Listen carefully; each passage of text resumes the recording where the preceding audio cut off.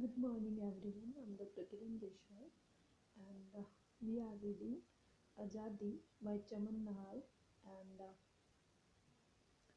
we left our description where Lala Kasiram is trying to control himself.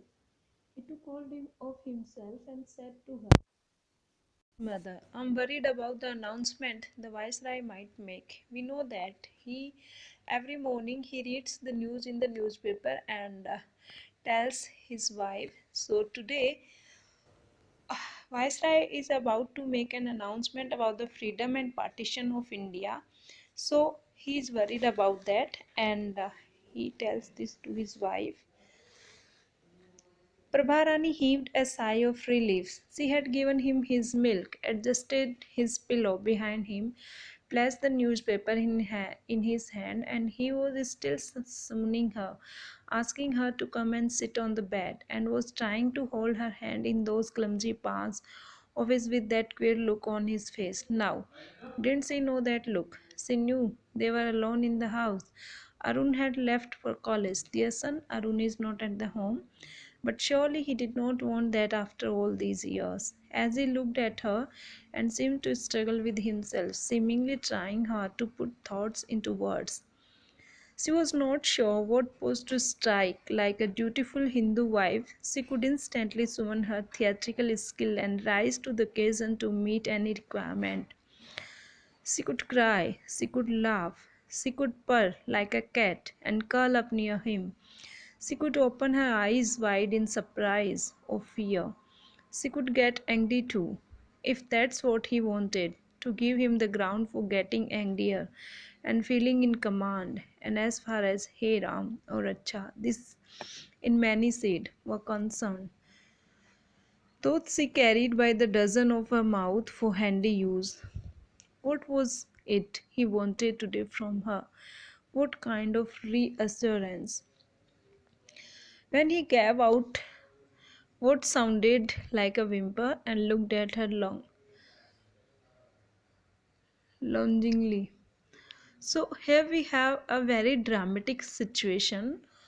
She thinks of various acts she can do in front of her husband. She felt certain her end had come, as the Punjabis say. She could see that this husband of hers, who had passed his 50th year, was thinking of ravishing her again after all these years when he had turned a deaf ear to her and entreaties and when she had just learned to control herself. She might have shouted a lot when she gave birth to Arun, but that was not her fault. If the pain became too unbearable, she was suffering from child labor and she was helpless. She had to cry. But Kansiram was a fadist and since that day had slowly removed himself from his husbandly functions, first by learning to withdraw when she would be at the height of her excitement, and then by discontinuing to come to her entirely. She couldn't say she liked that, but what could she do? She is helpless. And now that after repeated prayers, God had given her burning limbs some peace, did the old man want to set that ball of fire rolling yet again? She sat near him in alarm, feeling uncertain of herself. For if he pressed her enough, she knew she would yield. But at this time, early in the morning, it's too early.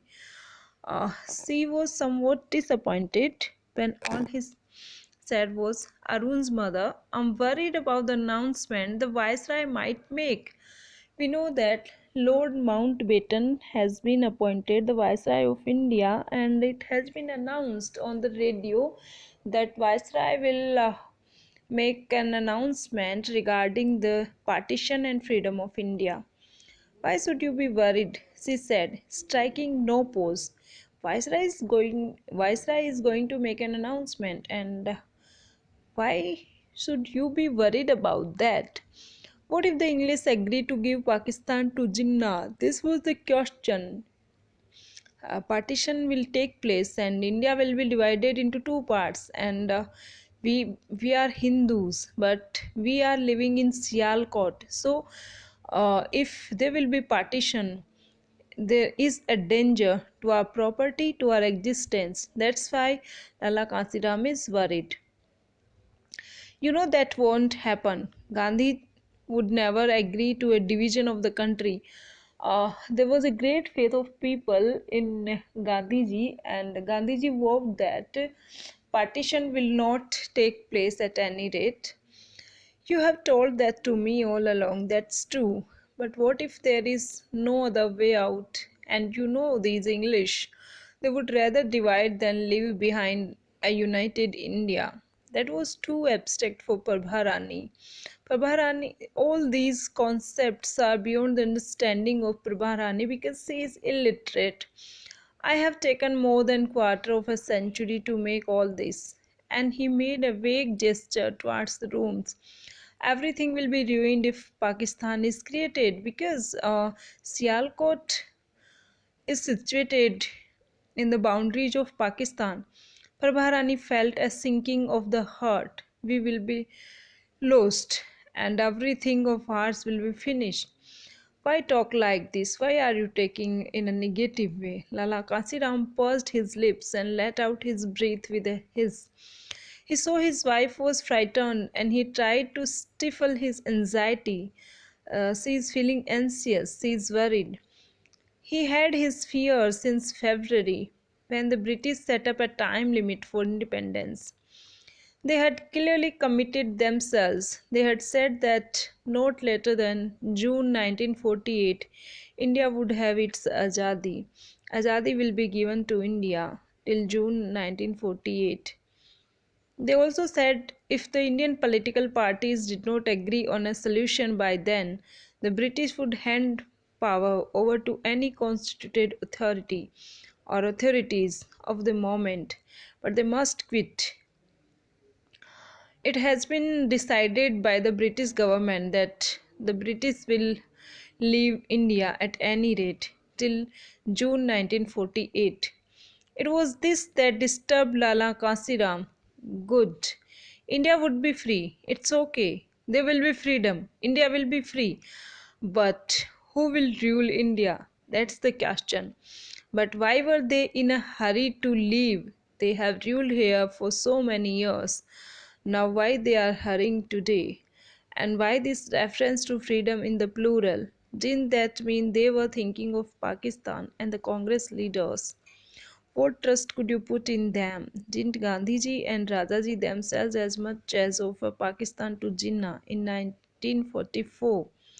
They were the ones who put the idea in his head, and now Jinnah is demanding for a different nation for the Muslims. If you ask me, take a section in the east of India and a section in the west, they said. Only let's have a common defense and foreign policy. So all these talks are about the separate Pakistan, which was demanded by their leader Jinnah. Until then, Jinnah had talked of Pakistan, but he did not quite know what he meant by it. Gandhi, by going to him, not only gave Pakistan a name, he gave Jinnah a name too, who took Jinnah seriously before September 1944. It was doubtful if he took himself seriously either.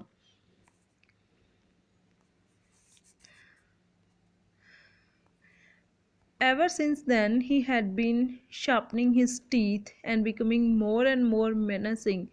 If the Congress would give this much, why not go for complete separation? Gandhi had meanwhile asserted he would never accept that. So, Gandhiji was opposing partition and Jinnah was demanding it. That's why the decision was hang in balance. Over our dead bodies alone, the Congress leaders said, we would shed the last drop of our blood, but we would not allow India to be partitioned. And now the English, Lala Kansiram's last hope of peace on the subcontinent, seemed to be giving in too. So nothing was certain. What will happen? Everything was uncertain. Maybe he was exaggerating. It's a political announcement. There can be exaggeration, Mountbatten Sahib had so far said he would hold by the cabinet mission plan, and that did not suggest a division. What had passed in the meetings the Viceroy had been having last month in Delhi with the Indian leaders, those leaders who were speaking this evening over the radio, weren't they? What formula had they cooked up between themselves? Students, all these events are related to the freedom movement of India and the act of partition, which took place in 1947, and there was a large politics behind that.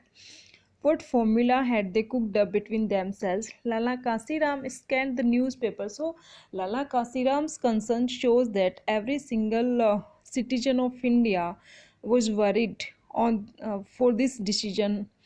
Yes, they were all there, Nehru and Jinnah and Baldev Singh, speaking one after the other.